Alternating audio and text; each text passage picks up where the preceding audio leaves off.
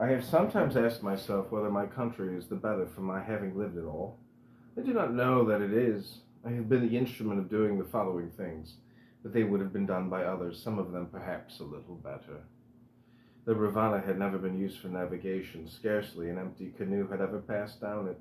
Soon after I came of age, I examined its obstructions, set on foot a subscription for removing them, got an act of assembly passed, and the thing effected, so as to be used completely and fully for carrying down all of our produce. The Declaration of Independence. I proposed the demolition of the church establishment and the freedom of religion.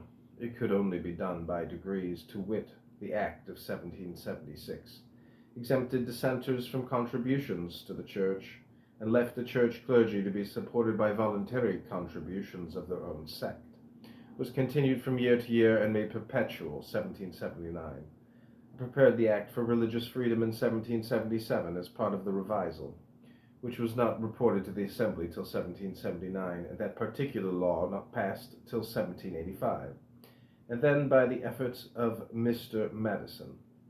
The Act putting an end to entails. The Act prohibiting the importation of slaves.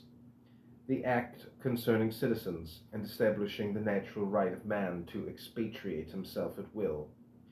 The Act changing the course of descents and giving the inheritance to all the children equally, I drew as part of the revisal.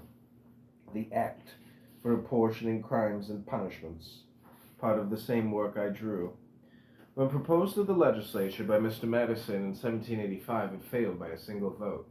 G.K. Taylor afterwards, in 1796, proposed the same subject, avoiding the adoption of any part of the diction of mine, the text of which had been studiously drawn in the technical terms of the law, so as to give no occasion for new questions by new expressions. When I drew mine, public labor was thought the best punishment to be substituted for death.